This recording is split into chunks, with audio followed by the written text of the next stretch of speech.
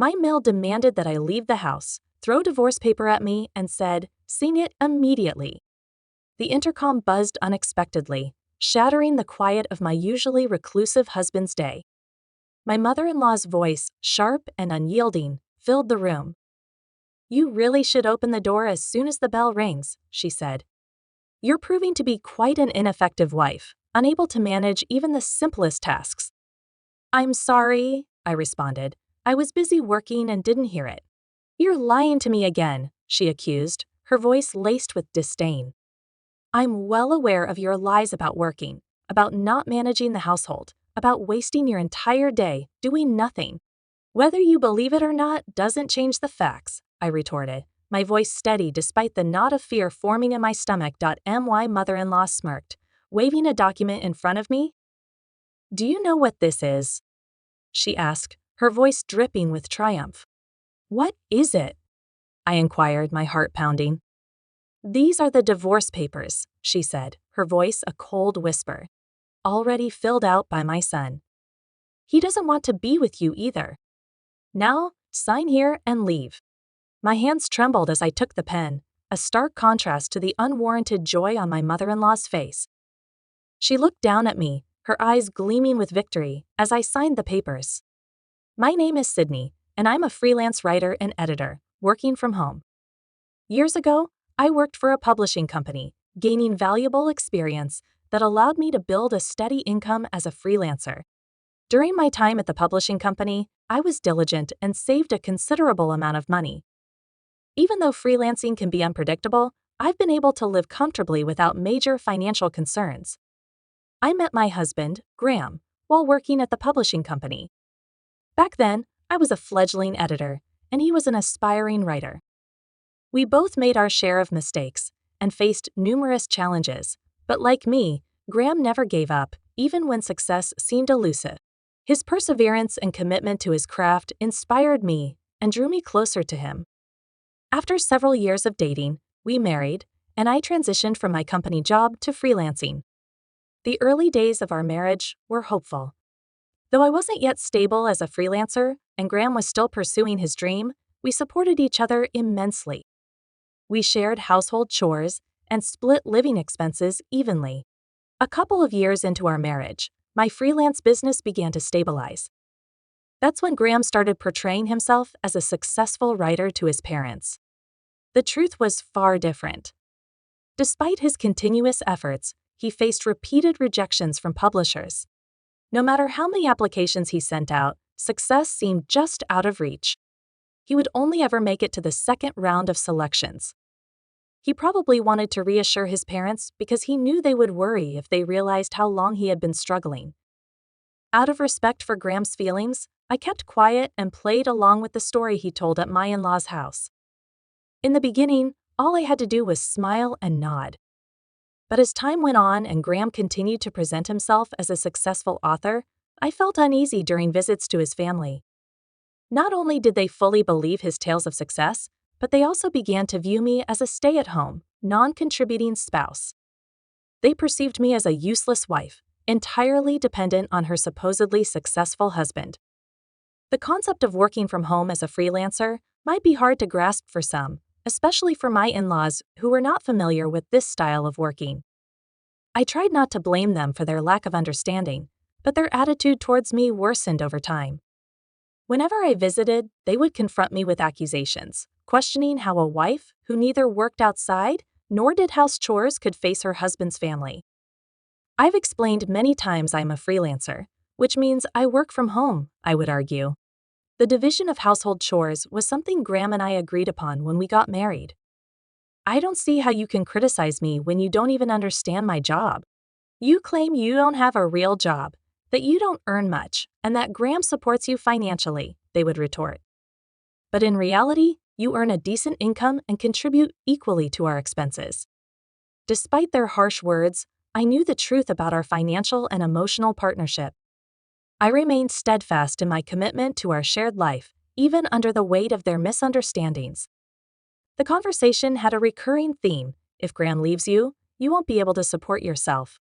I nearly sighed out loud at these words, but restrained myself. I wanted to clarify that I was actually the one covering most of our living expenses and also handling the majority of the household chores, contrary to what they believed. It was Graham who was unemployed and not contributing much at home, yet I held back those words. Initially, I would only hear snide remarks when Graham wasn't around. However, the situation escalated recently during a dinner at my in-laws' house. Graham and I arrived together, but they had prepared a meal only for him, not even setting a place for me at the table. This exclusion had become routine. Moreover, they appeared to be spreading unfavorable opinions about me to our relatives at family gatherings, which happened a few times a year. They would whisper and gossip about me behind my back. Although I wasn't saddened by their attitude, I was increasingly frustrated with Graham for merely sitting back, observing silently, and not intervening. Adding to the complications, my in-laws, under the false impression that Graham was a successful writer, continuously urged him to purchase things for them. Graham, eager to maintain a good impression, acquiesced to their requests. Consequently, I found myself inadvertently spending nearly $22,000 a month on them. This money came directly from my earnings. Graham would take it from my bank account and wallet without my prior consent. Initially, I turned a blind eye to smaller amounts, but as the expenses ballooned, it became too significant to ignore. One day, I confronted Graham. "Please don't spend my money without asking me first," I pleaded. His response was a look of annoyance, as if my request was unreasonable. This reaction only deepened my concern about our financial boundaries and his respect for my contributions to our shared life. "You work from home, so you have an easy job, right?" he accused, somewhat mockingly. "It's like you're just playing around and making money. Since it's so easy for you to earn money by playing around, why not spend a bit on my mom?" "Don't be stingy. Do you see my job that way?" I asked, shocked. "Yes, I think it's an easy job because you get paid by staying at home every day," he replied nonchalantly. I couldn't believe he thought so little of my work. As he walked away laughing loudly, I watched his back, realizing I had reached my breaking point. I could no longer endure this. I decided then that I would divorce him. I had always believed Graham was my ally, no matter what my in-laws said, encouraging me to give my best. But now even Graham was ridiculing me. I was painfully aware that Graham, who spent hours each day in his room, was not actually working on his manuscript, but was instead playing computer games. When we first met, he was serious about his writing, always eager to craft something compelling. Now that dedicated Graham I had loved seemed to have disappeared. Resolved, I began to secretly look for an apartment suitable for one person. As I searched for a new home, I quietly organized my personal belongings, preparing to leave whenever necessary. After a little while, I found a promising apartment and had already visited it to make sure it was what I needed. One day, while Graham was out, my mother-in-law arrived at our house. She rang the intercom with an eagerness that felt invasive. As soon as I opened the door, she walked in and settled herself on the sofa in the living room, as if it were her own home. "Sydney, you need to get the hell out of this house," she demanded bluntly. "What are you talking about?" I asked, confused by the sudden accusation. "I've been telling you for a long time that you're unemployed and don't contribute to any of the household chores," she asserted sharply. "You're nothing more than a useless wife. There's no way, Graham, a successful writer is compatible with someone like you." I tried to interject, but my mother-in-law cut me off and continued. "If you leave this house, I will move in. That way, I can cook for Graham every day and not have to look after that woman, Graham's grandmother. She's incredibly picky about how food is seasoned and complains about dust when I clean.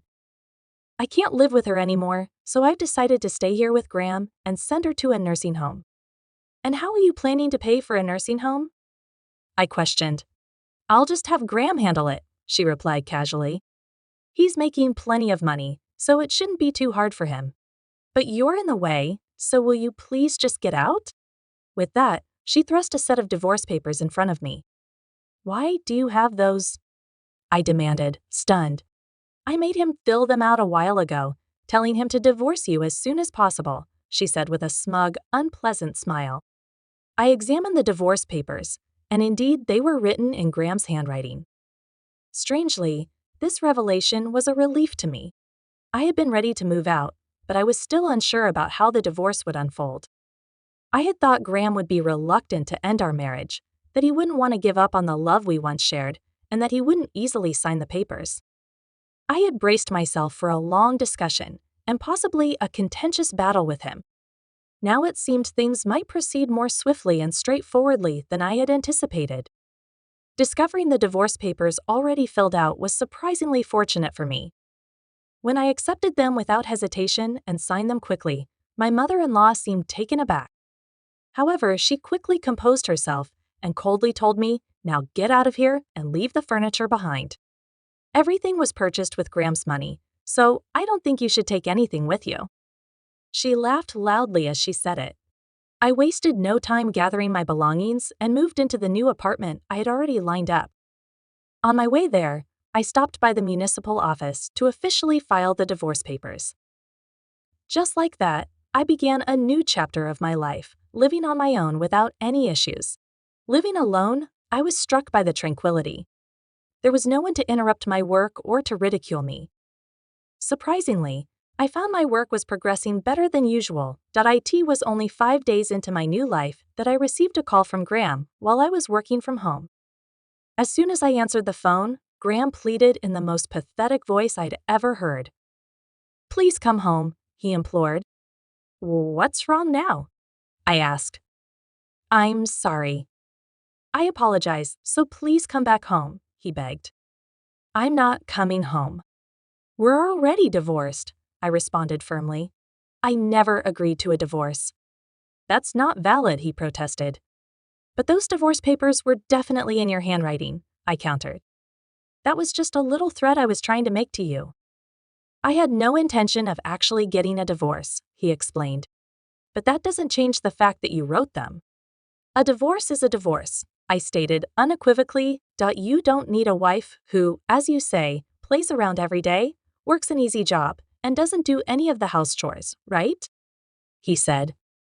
"Now you get to live with a family you love so much. You can't complain." "What's the problem?" "I'm sorry," was all he could say. Graham explained his predicament. "My family thinks I'm a writer, so they quit their jobs and moved here, expecting to live off me. Now, they also want me to pay for Grandma's surgery, and I just don't have that kind of money." "I see," I responded, realizing why he was so desperate for me to return. "That's why you want me back." "Yes, and now that they've discovered I've been lying to them, my mom and dad are furious with me. They're pressuring me to bring you back immediately. You now understand how difficult this is for me. Please come back. Let's live together again. Do you think I'm going to say yes after everything?" "We're divorced, Graham. You need to handle your real problems," I reply. "Don't be like that, Sydney," he pleaded. No matter how much I reiterated that we were divorced and that he was now a stranger to me, Graham persisted. He wouldn't accept the separation and continued to grasp at any possibility of reconciliation. Finally, in frustration, he said, "All right, I'll divorce you if you insist so much. But you know what? If you divorce me, you should be responsible for my parents' care and alimony, which you were supposed to help with while we were married." "What are you talking about?" "If you hadn't divorced me, my parents would have ended up in a care facility, and we would have had to pay for it. You should be the one to pay since you pushed for the divorce. They found out I lied about being a successful writer. My parents are angry and emotionally hurt. All of this turmoil is because of your selfish decision to divorce." "I can't pay alimony," he added. "I won't pay that," I firmly stated, knowing that his troubles were of his own making and not my responsibility to fix. I couldn't grasp what Graham was trying to imply. "When we were married, you called me a jobless, worthless wife. I don't know if it was your pride speaking or what, but it was you who lied about me and caused me pain. Your parents and our relatives believed your lies, and they blamed me. I don't want to say this, but I was hurt far more than you are now. I'm not interested in someone who ridiculed me instead of defending me. If you need money that badly, why don't you take out a loan from a bank?" With those final words, I ended the call without waiting for Graham's response. I immediately set my phone to block his calls and changed my number. A few months later, I happened to pass by what used to be my in-laws' house, which had been sold and converted into a parking lot. The house was gone, leaving no trace of the once bustling household. As I stood there, a neighbor returning from shopping approached me. She shared that Graham's family had been forced to move into an old apartment due to unemployment and financial troubles. Before they left, their constant arguing had become well known in the neighborhood. The fights were so loud they could be heard outside, disturbing the peace late into the night. Even the police had been called due to the noise. She patted me on the shoulder, sympathizing. "You had a tough time too," she said, and then hurried off. I turned my back on the remnants of my former in-laws' lives, reflecting on how Graham's attempts to seem impressive with lies had spiraled out of control. He couldn't correct his falsehoods, and the gap between reality and his fabrications grew wider the more he lied. I never anticipated our story would end like this. The turn of events in my life has proven to be much more interesting than any of the novels Graham aspired to write. It's strange how small incidents can spiral into catastrophic endings, much like the plots he dreamed of penning. Yet, it's ironic that Graham, who wanted to be a storyteller, couldn't foresee this in his own life. The saying "fact is stranger than fiction" really holds true here. I do feel a bit sorry for Graham. He ruined his own life by lying to his parents, chasing after personal glory and satisfaction. But observing him has been a valuable lesson for me. I'm determined to learn from his mistakes, ensuring that I don't fall into the same traps he did. It's a poignant reminder of how important it is to remain truthful and avoid building a facade that could one day crumble disastrously. We'd love to hear your thoughts. Please leave a comment below.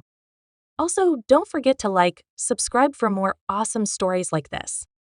Stay blessed and healthy. Thank you for watching and see you in the next story. Bye.